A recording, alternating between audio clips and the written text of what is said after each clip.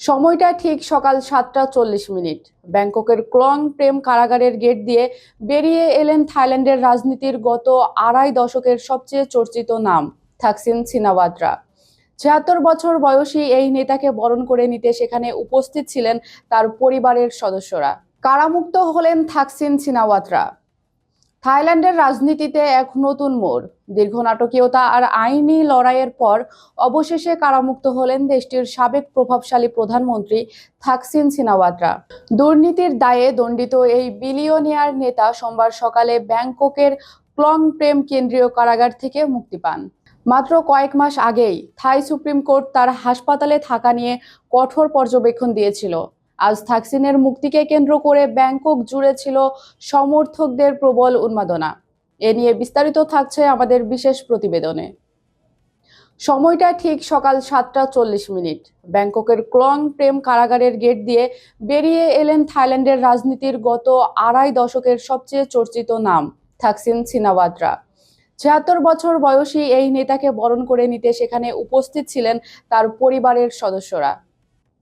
বিশেষভাবে নজর কেড়েছে তার মেয়ে তথা সাবেক প্রধানমন্ত্রী পিতংতার্ন সিনাওয়াত্রার উপস্থিতি।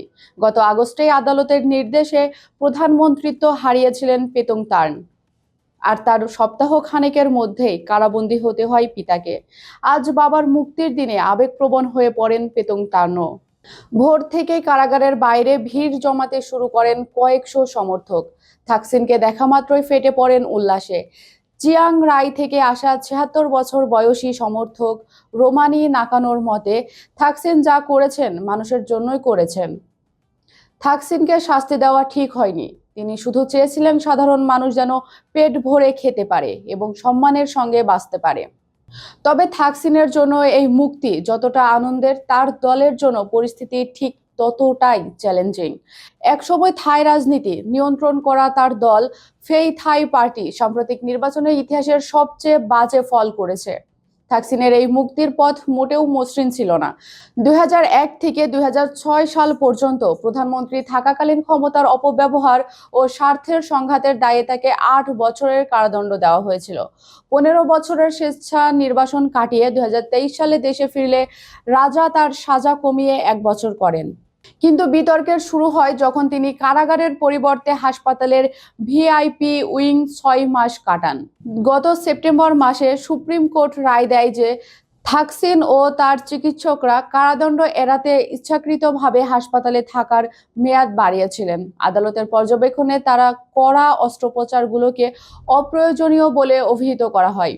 সেই রায়ের পর গত ৮ মাস প্রকৃতপক্ষে কারাভোগ করে আজ ২/৩ সাজা শেষে প্যারোলে মুক্তি পেলেন তিনি।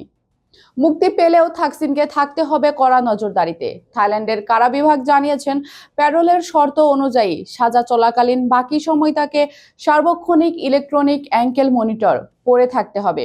অর্থাৎ কারামুক্ত হলেও তিনি পুরোপুরি মুক্তি নন। প্রতিটি পদক্ষেপ থাকবে প্রশাসনের নজরদারিতে। থাকসিন সিনাওয়াত্রার এই মুক্তি থাইল্যান্ডের অভ্যন্তরীণ রাজনীতিতে নতুন কোন সমীকরণ তৈরি করে কিনা সেটাই এখন দেখার বিষয়।